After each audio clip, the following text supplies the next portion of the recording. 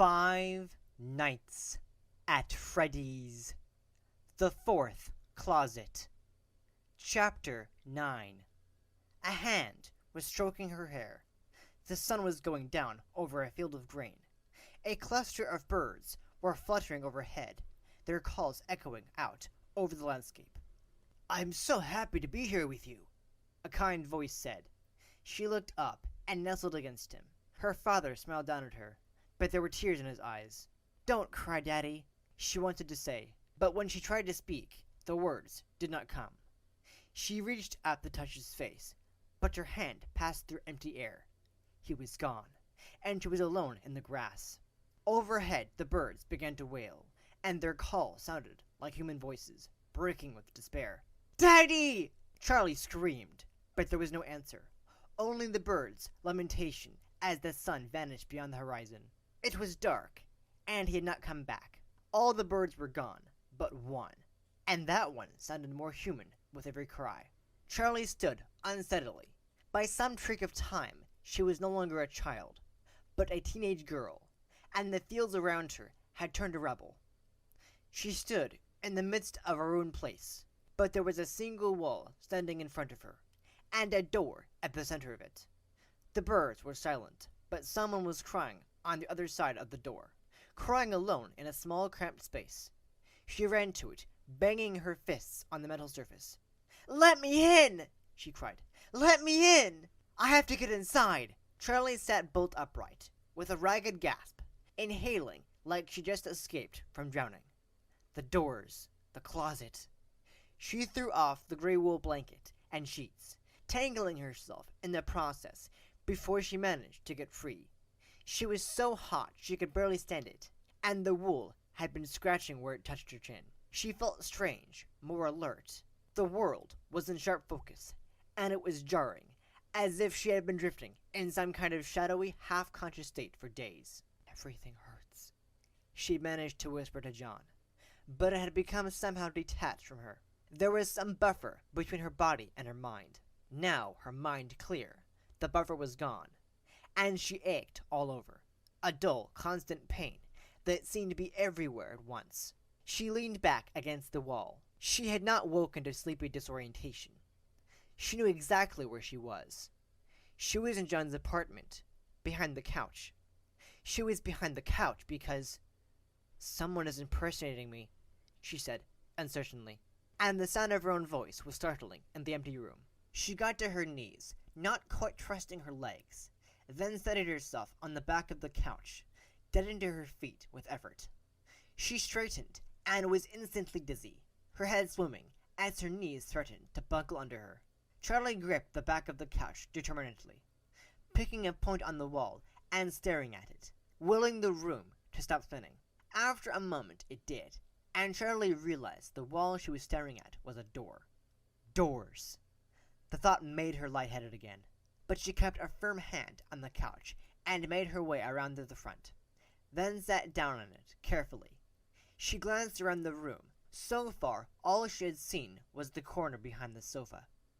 The shades were pulled down, and she could see that the front door was bolted. Charlie lost interest in the rest of it, her eyes drawn back to the other door. It was scarcely ajar, the room behind it dark, and Charlie shivered, echoes of her dream reverberating in her head. Doors. Someone was on the other side, behind the door, somewhere small and dark.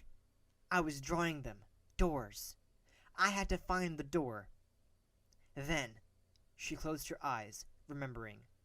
They were running, desperate to get away as the building thundered around them, already falling to pieces, when she saw the door. The door called to me. It was hidden in the wall, but I went to it. I knew exactly where it was. As I walked toward it, it was like I was on both sides, walking to it, and trapped behind it, separated from myself. When I touched it, I could feel the beating of your heart, and then Charlie's eyes snapped open. "John pulled me away," she said, the memory solidifying as she let herself dwell on it. "I don't want to go because—" She heard it suddenly, the hiss and the cracks appearing in the wall, because the door had started to open. Charlie stood, her eyes glued to the door, in John's living room. She approached it, as if propelled by the same instinctive force, her heart picking up its pace. "It's just the bedroom, right?" she murmured. But still, she edged toward it slowly. She stopped in front of the door and reached out tentatively, vaguely surprised when her fingers touched real wood. She pushed it gently, and it swung open easily, revealing a girl identical to Charlie. A mirror. She looked the same. Her face was pale and strained, but it was her face, and she smiled instinctively. In the haze of the last few days? Weeks? She had been utterly disoriented, fading in and out of consciousness, pain finding her even in dreams. Charlie had not felt like herself, but there she was. She reached out to touch the mirror girl's hand. "Are you?" she said quietly. Behind her came the unmistakable sound of a lock being turned, and she whirled around in sudden panic, losing her balance and catching herself on John's dresser. The front door opened, and she shrank back, kneeling, to let the dresser shield her. A clamor of voices burst in, all talking at once. There were too many to make out the words, until a familiar voice called, "Charlie?" Charlie didn't move, waiting to be sure. Footsteps came to the doorway of the bedroom. Then the voice again. "Charlie?" "Marla!" Charlie answered. "I'm here!" She started to get up, but her legs would not take her weight.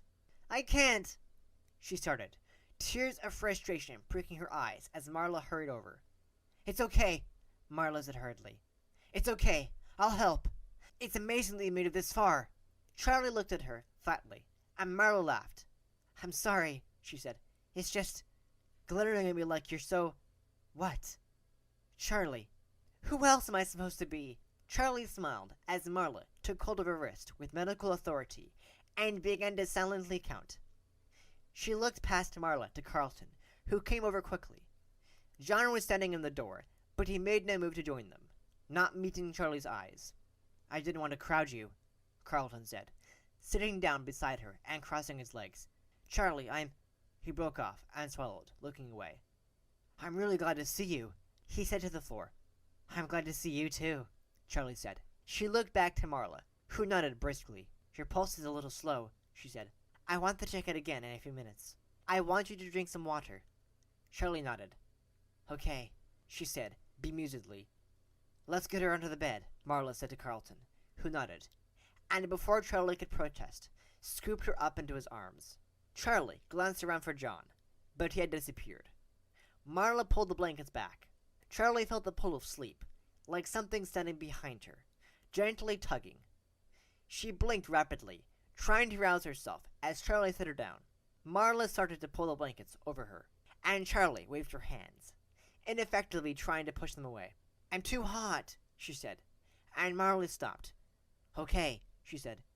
"They're here if you need them." Charlie nodded. The tugging was growing stronger. If she just closed her eyes, she would slip back into the dark.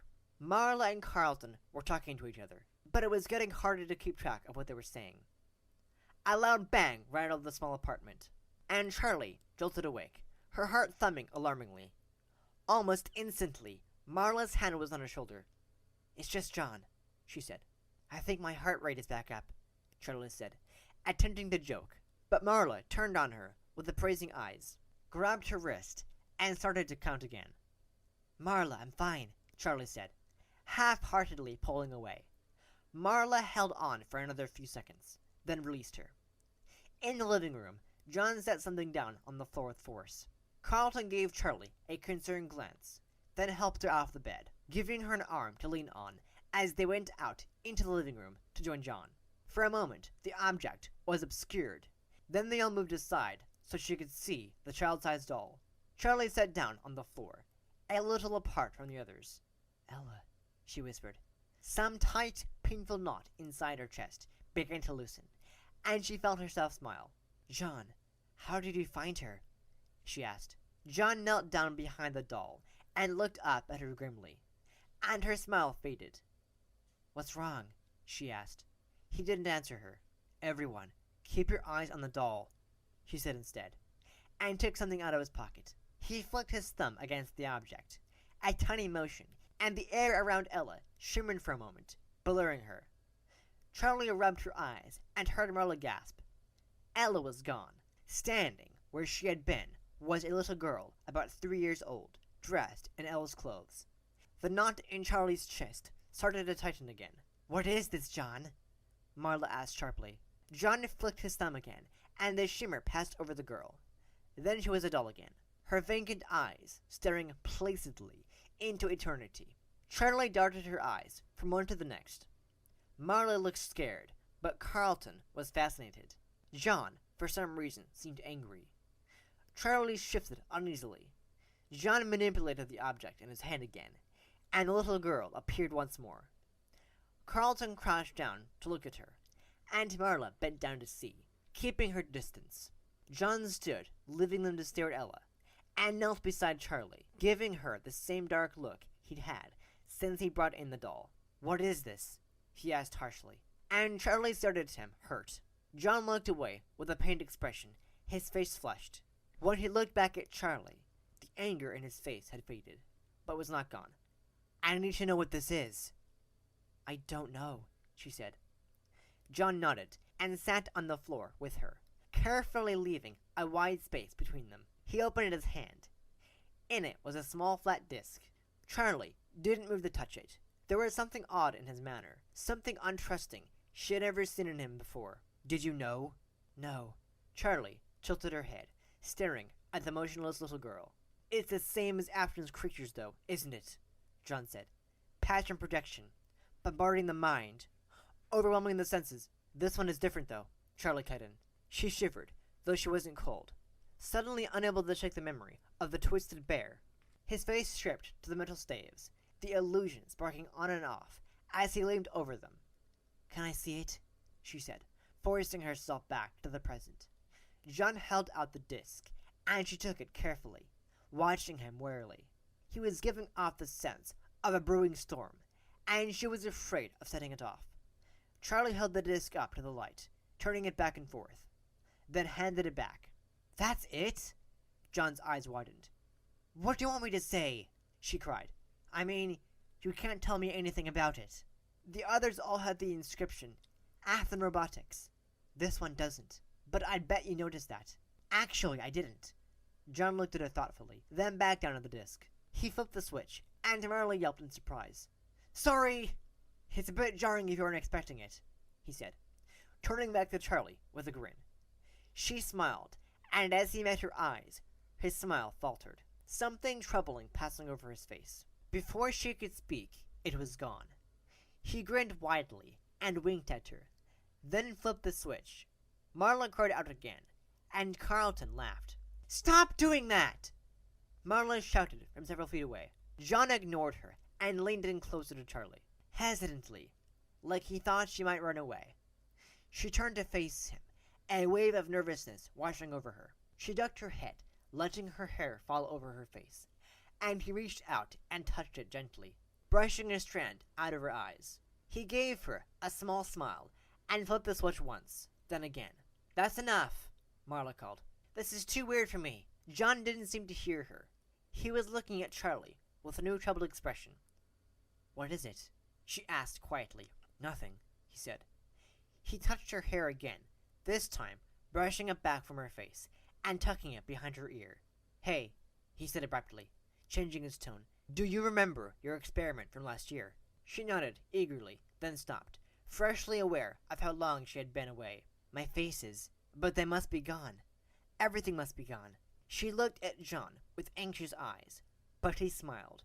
"Nothing's gone," he said, and her heart lifted. She felt as if he had just given her a gift. "Jessica packed up all your stuff. She's got it in her apartment." "Oh," Charlie said, darting her eyes around the room. "Jessica? Where is she?" "Charlie," John said patiently, and she tried to focus on him. She could feel her attention waning, as if her mind were spreading thin, floating out like clouds. "The faces," John went on. "There was an earpiece, so they could recognize you, right?" She nodded. "Could you make it work the other way?" Charlie thought for a moment, then met his eyes again. "You mean, make it so that the animatronics can't see you?" She frowned, her focus returning as she concentrated on the problem. "The earpieces emit a frequency that alerts the animatronics to you. It makes you visible, If you inverted that frequency. She paused again. I don't know if it would work, John. It might. It could make us invisible to them? Maybe. But that's a big leap. How would I do it? Invert the frequency? Charlie shrugged. Just switch the wires. And, Charlie, what part of stay in bed wasn't clear? Marla asked, good-naturedly, coming over to them. John stood, his mouth hanging open, as though Marla had interrupted Charlie's answer. But she didn't seem poised to add more. Sorry, he said hastily. Be careful, Charlie said. She was beginning to feel lightheaded again, and when Marla reached out to help her back to the bedroom, she did not protest. John paused in the door, watching as Charlie curled up on her side, her eyes already closed. Marla raised her eyebrows, and he left, shutting the door halfway. In the living room, Carlton was kneeling beside Ella, now in doll form again, and looking intently into her ear. Carlton? John said dubiously, and Carlton sat back on his heels. Amazing, he said. She looked human, like actually for real, a human child. Yeah, I think that was the idea. Can we talk outside? John asked, brusquely, and Carlton looked at him in surprise. Sure, Carlton said, with some concern in his voice. Come on. John headed for the door, and Carlton hurried after him. Once they were outside, John looked at Carlton for a moment, thinking. What's the idea? Carlton asked, with a hint of suspicion. Let me try to get this straight in my own head first, John said. Last year, when she was still in school, Charlie had this experiment she was doing. Something about teaching robots language. Oh yeah! Carlton nodded, enthusiastically. She told me about it. Natural language programming. They listen to people talking about them, and to them. And they learn to talk, too. Didn't sound like it worked very well, though. Well, whatever. She had these earpieces. Like, the robots would only talk to each other. They only recognize each other. You with me so far? I think. Well, if you, Carlton, wanted to be in on the conversation, you would need to wear a special earpiece. The earpieces would make them recognize you. Otherwise, you were just part of the background, like they couldn't see you. Okay. Carlton gave him a puzzled look, and John rolled his eyes. Wearing the earpieces included you in their conversation. It made you one of them, from their perspective. Hate to break it to you, but the big ones already see us. At least I'm pretty sure they do. See this scar? Will you shut up for a second? John said. I asked Charlie, and she said we might be able to reverse engineer it. We can switch the wires, and instead of the earpieces including us, it would deliberately exclude us. Carlton furrowed his brow. It could effectively make us invisible, John prompted. Switch the wires, Carlton repeated. It would mask us, and make us not part of the world they can perceive. Right, John nodded. Carlton waited for John to go on, then added, What do you want me to do? Go to Jessica's house. She's got all of Charlie's old stuff boxed up in a closet. If she's not there, she leaves her spare key under the welcome mat. Carlton raised his eyebrows. Under the welcome mat? That's a horrible place to leave a key. It's a good neighborhood, John said defensively. Carlton raised his eyebrows. Yeah, it's a good neighborhood, John. Nothing bad ever happens here. Carlton slapped John on the shoulder as he headed for his car. I'm on it, he called. John let out a sigh, then went back inside. Marla was sitting on the couch, staring at the television, which was not turned on. How is she? John asked, sitting down beside her, and she shrugged. Okay, considering the circumstances. She turned away from the blank screen, looking distressed. She was locked in a box. That's insane. She was locked in a box. Who knows for how long? Days? Months? She must have been fed, given water, or she'd have starved. But she has no memory of it. She just remembers drifting in and out of sleep. She seems healthy. I don't know what to say. Impulsively, John hugged her, and she sighed, hugging him back tightly. She released him abruptly, looking away as she brushed at her eyes. John pretended not to see. Can I go sit with her for a minute? He asked when she straightened. I won't bother her. I just want to sit with her and know she's there. Marla nodded, her eyes brightening with tears again. Don't wake her up, she admonished, as he went to the door. He nodded and slipped inside, closing the door behind him. Carlton pulled into the lot outside Jessica's apartment building, glancing around for her car. It didn't seem to be there. Guess we'll be breaking and entering. Sorry, Jess, he said cheerfully, as he pulled into a spot, but a sense of dread had already set in. He wanted company, even on this small errand. Let's see what skeletons Jessica was hiding in her closet. He drummed his hands on the steering wheel, tamping down his nerves, and he got out of the car. Jessica lived on the 3rd floor. Carlton had only been to her place once, but he found it again easily. In front of her door was a welcome mat. It was dark green, the word welcome written out in black script. Carlton lifted the mat, but there was nothing under it. For a moment he stared, at a loss for what to do next, and then he flipped the mat all the way over. Taped to the center was a key. "Thought you could outsmart me?" he murmured, peeling off the clear tape. "Can I help you?" Someone asked sternly from behind him. Carlton froze.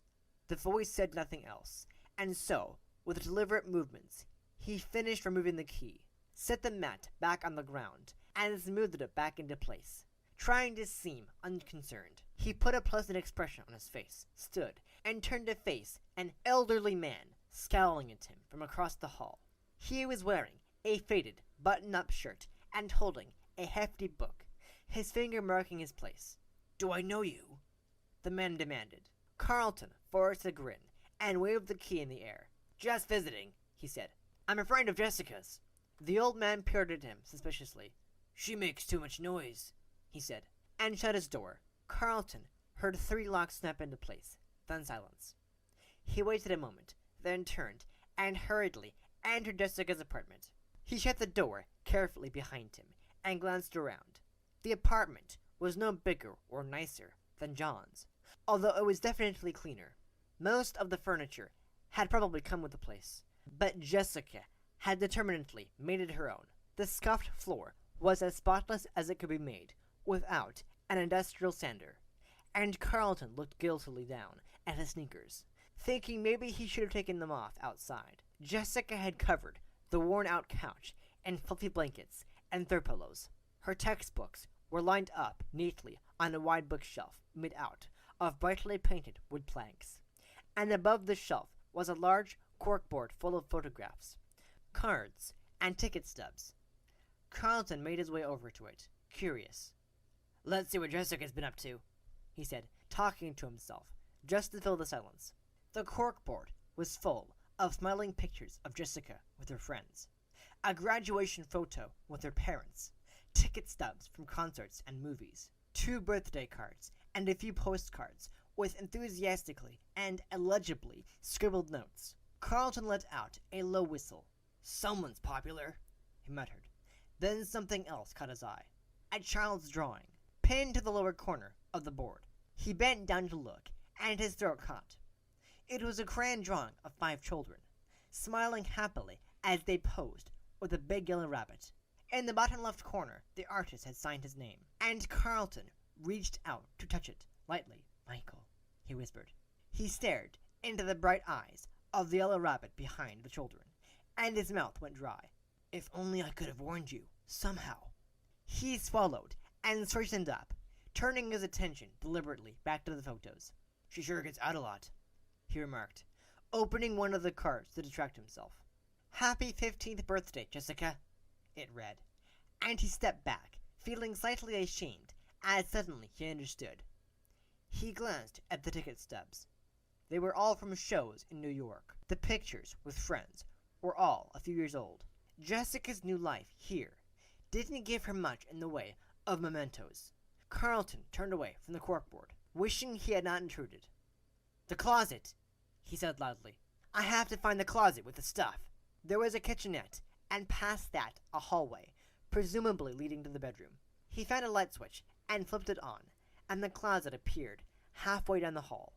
He opened it, half expecting the contents to come tumbling down on him. But though these were Charlie's possessions, it was Jessica who had done the packing.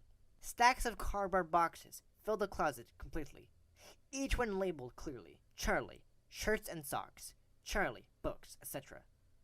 At the very top of the stack was a long flat box labeled Charlie, Weird Experiment. "Weird Experiment. Feels like the story of my life these days," Carlton whispered. He reached for it carefully, and had almost gotten it down when he knocked the corner against the box underneath it, sending Charlie, Miscellaneous, to the ground. The box split open, spewing out computer parts and random bolts and scraps of metal. fur, and 2 unattached paws. 3 plastic eyes bounced as they hit the floor, then rolled against the carpet, clacking against each other merrily. This is life or death. Someone else can clean it up, Carlton decided. He stepped carefully over the rest of the mess and carried the box into Jessica's bedroom. He set it down on her bed, careful of the pale blue spread, and dragged the spare key across the packing tape to cut it. He opened the box. Yikes! He startled. 2 identical faces stood upright in the box, staring at each other with blank eyes. They were like unfinished statues. They had features, but they were not refined, and seemed incapable of expression. He started to lift them out of the box, then realized that they were attached to something. With care, he managed to extract the entire structure. A large black box with knobs and buttons, and the faces on their stand wired to it. It all seemed to be intact. Carlton eyed the wall socket by Jessica's bed for a moment, then grabbed the cord and plugged the whole thing in. An array of lights came on, red and green, flashing on and off seemingly at random, then stabilizing, some off, some on. Several fans started to whir. Carlton looked at the faces. They were stretching, almost mimicking human movement. Creepy, he whispered. You, me, said the first, and he jumped back, disconcerted. We, she, said the second. He stared, waiting for more, but they were apparently finished for the moment, motionless and silent. Carlton shook his head, trying to make himself focus, though all he really wanted to do was sit here and watch the 2 faces, and see what else they might have to say, or talk to them. He went back to the box. The earpieces John had described were wrapped up in a thin layer of bubble wrap. They looked like hearing aids, small pieces of plastic, full of wiring, with a tiny switch on the one side. Carlton flipped the switch on one, and put it in his ear. Instantly, the faces turned to him, tilting up like they were looking straight at him. Can they see me? Hi? Carlton said, reluctantly. Who? One asked. Carlton, he answered nervously. You, the other said. Me, said the first. You guys really love pronouns, huh? Carlton said. There was no answer from the faces. He took out the earpiece and flipped the switch off, and simultaneously the faces turned back to each other. Makes you visible, right, he thought with a shiver. He turned back to the earpiece itself, sliding his thumbnail into the thin seam that ran around the edge of the casing. It popped open easily, revealing a mess of wires and a tiny computer chip. Just switch the wires. It's that easy, he muttered to himself. There was a lamp on a nightstand beside Jessica's bed, and he turned it on, holding the earpiece under the light. He stared at it, looking for a clue as to what John had been suggesting, angling the tiny object from side to side. At last, he spotted it, a single empty round input, outlined in red. And why is nothing plugged into you? Carlton said triumphantly. He sorted through the other wires until he found one that matched it, the outline green. He quickly switched the wire to the red-lined plug and snapped the case back together, then switched it on and stuck it back in his ear. The faces did not move. What's wrong? Don't want to talk to me anymore? He said loudly. There was no response. Excellent, he said, satisfied. He took out the earpiece and put it in his pocket, then grabbed the other one as well. He unplugged the experiment and was about to pack it back into the box when he felt a sudden prickling between his shoulders, as if someone was standing directly behind him. He could almost feel breath on his neck. Carlton held very still, scarcely breathing. Then he spun around, his hands raised to defend himself. The room was empty. He flicked his eyes from side to side, unconvinced that he was alone. But there was nothing there. Just pack it up and get out, he said weakly, but his heart was still pounding in his chest, like he was fighting for his life. He took a deep breath and went back to the experiment. Before he could touch it, the room dipped under him, like a ship bobbing in the ocean, and he fell to his knees, clutching the bed frame to steady himself. His vision blurred. Nothing was fixed in place anymore. Everything in the room seemed like it was moving at different speeds and different directions. Carlton let go of the bed frame and sank to the floor as a piercing whine arose, quickly ascending to a pitch too high to perceive. He covered his ears, but it did nothing to ease the nausea. The room kept spinning, and his stomach lurched. He groaned, holding his head and closing his eyes, but the movement continued. He clenched his teeth, grimly determined not to vomit. What is happening? Carlton. Carlton. Someone called his name sweetly, and he looked. One thing in the room was still. An enormous pair of eyes, staring at him as the room rocked sickeningly. He tried to stand, but as soon as he moved, dizziness and nausea overwhelmed him. He pressed his cheek to the cool floor, desperate for relief, but it only made the room spin faster. Carlton? The room snapped back into focus. Everything stopped moving. Carlton didn't move, afraid of setting it all off again. Carlton, are you okay? Said a familiar voice, and he looked up to see Charlie, bent over him, anxiously. Charlie, he said weakly, what are you doing here? John sent me to help. What were you doing with all this stuff? She asked. I'm sorry. I hope it didn't break anything, he said, sitting up carefully. The nausea still lingered, but it was easing, as he began to trust that the room had steadied itself. He glanced at Charlie, his vision still a little fuzzy. I don't mind. It's all junk anyway. But the way you were rolling around on the floor, you must have activated something, or electrocuted yourself. One or the other. Are you okay? I think so. He slumped back against the bed. Nausea? Room spinning? She asked, sympathetically. Terrible, he said. She put a hand on his shoulder. Come on, we need to get out of here. She stood, and held out a hand to help him up.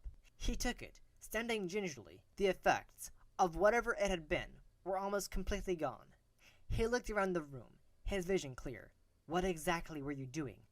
Charlie asked, and Carlton froze. Her voice was too hard, too polished.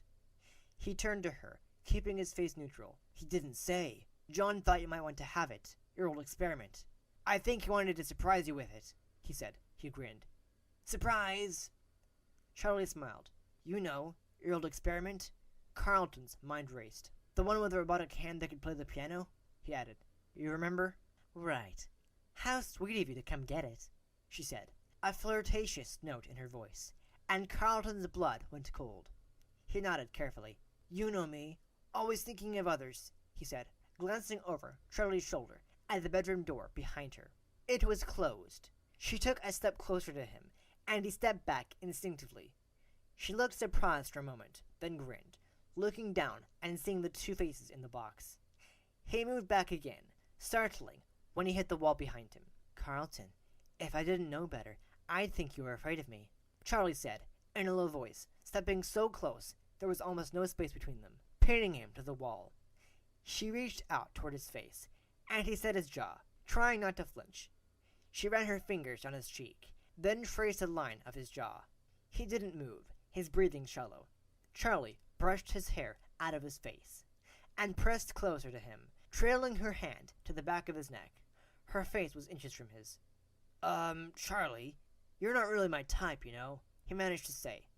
She smiled. You haven't even given me the chance. Are you sure? She whispered. Yeah, I'm sure. I mean, don't get me wrong, you're okay looking, but let's be honest, you're nothing to write home about, he quipped, maintaining eye contact. I mean, those boots with that skirt. Charlie's grin started to wane. Sorry, that was rude. I'm sure you'll find a guy someday who appreciates you for who you are. He tried to inch his way toward the door. Now, if you'll excuse me, I'm late for quartet practice, so let me just get by you, and I'll be on my way. Carlton squirmed, but Charlie didn't budge.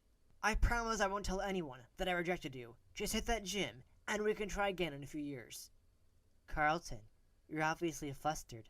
There's only one way to really be sure how you feel, Charlie said softly. She leaned closer, and Carlton screwed his eyes shut. The earpiece. It was in his right pocket.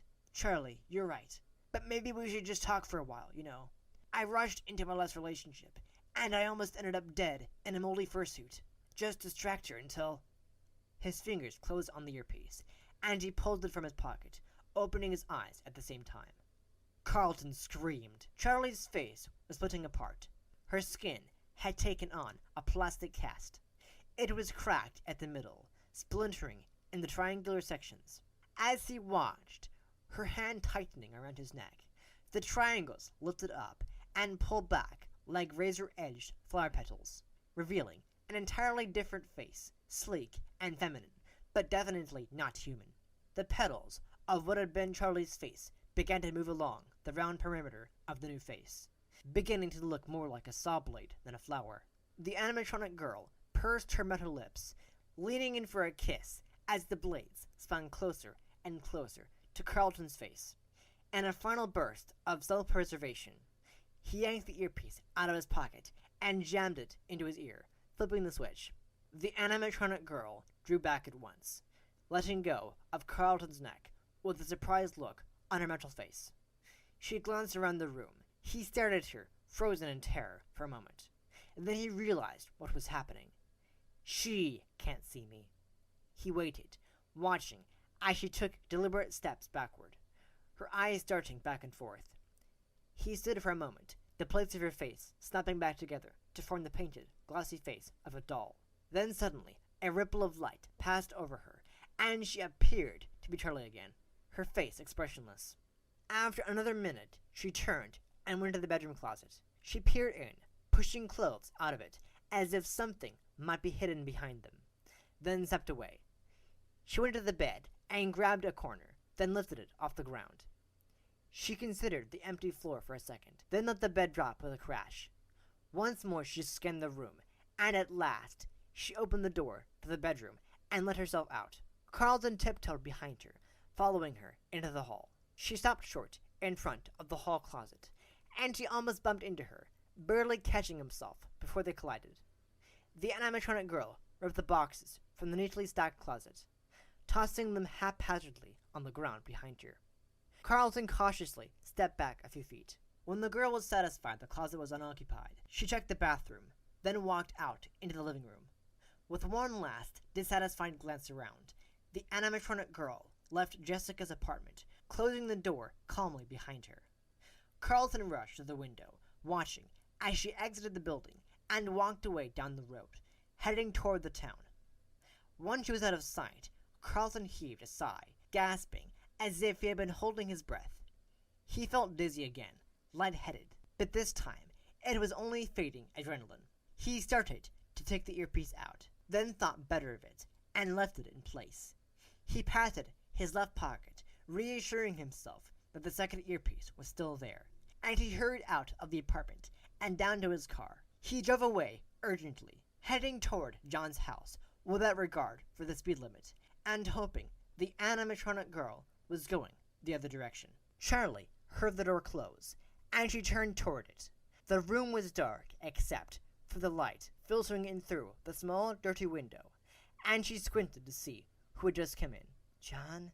she whispered. "Yeah," he said in the same tone. "Did I wake you up?" "It's okay. All I do lately is sleep and dream." The last word was bitter on her tongue, and he must have heard it too, because he sat down on the chair Marla had placed beside the bed. "Is it okay if I sit?" he asked nervously, already there. "Yes," she said. Charlie closed her eyes. The room was different now, safer. "You said something," she murmured, almost to herself, and John leaned closer. "Did I? What did I say?" He cleared his throat, his palms already sweating. "You said you love me," she whispered, and he jolted, as if someone had struck him.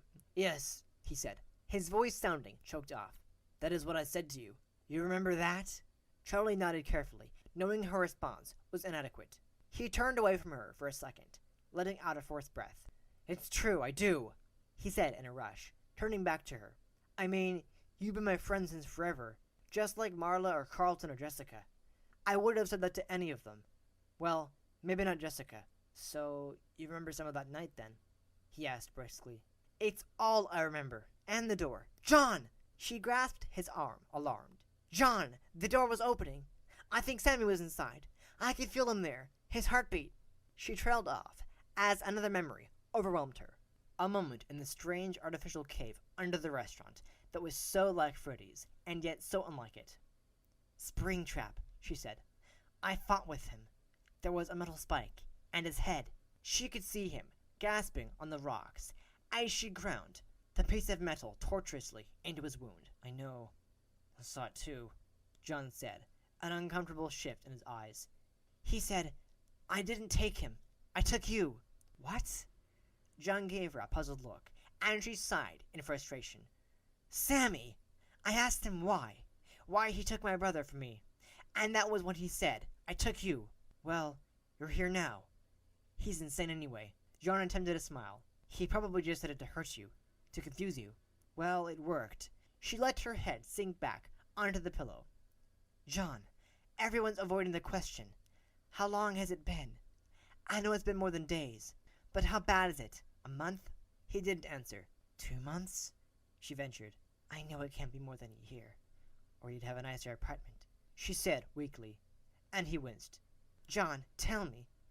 Charlie insisted, hearing her own voice rising, her heart beating faster, as she waited for him to speak.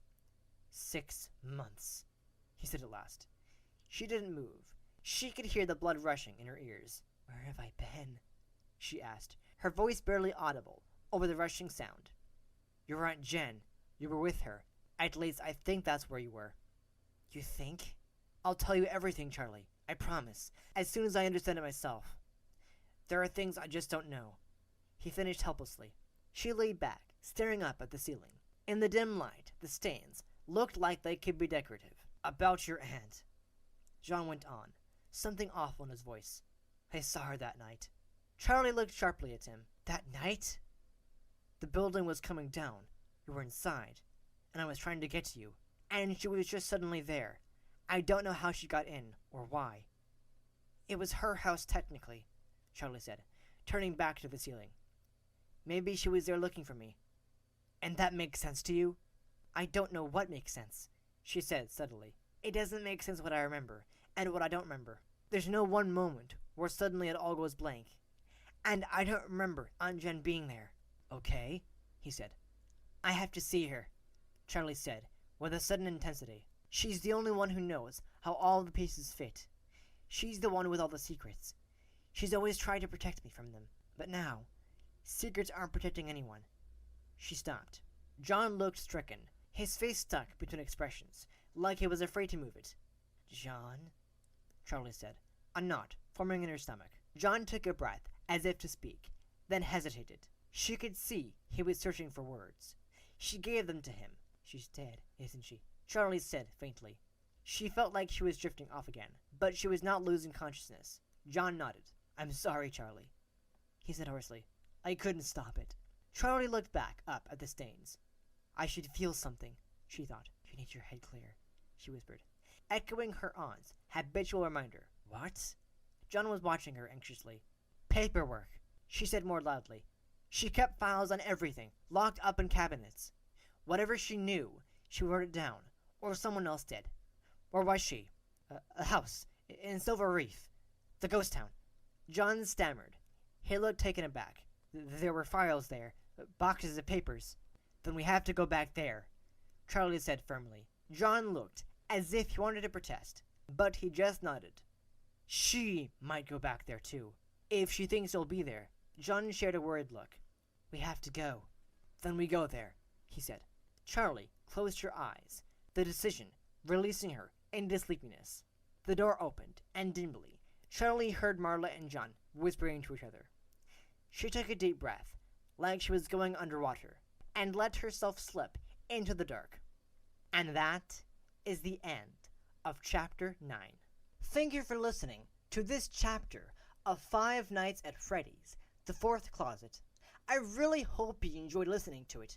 If you did enjoy it, don't forget to hit that like button, and if you're new to this channel, subscribe and click that bell icon so you'll be notified whenever I upload a new video, and to know when the next chapter of this novel will be going up. And I'll be back next week with the next chapter. Alright, see ya.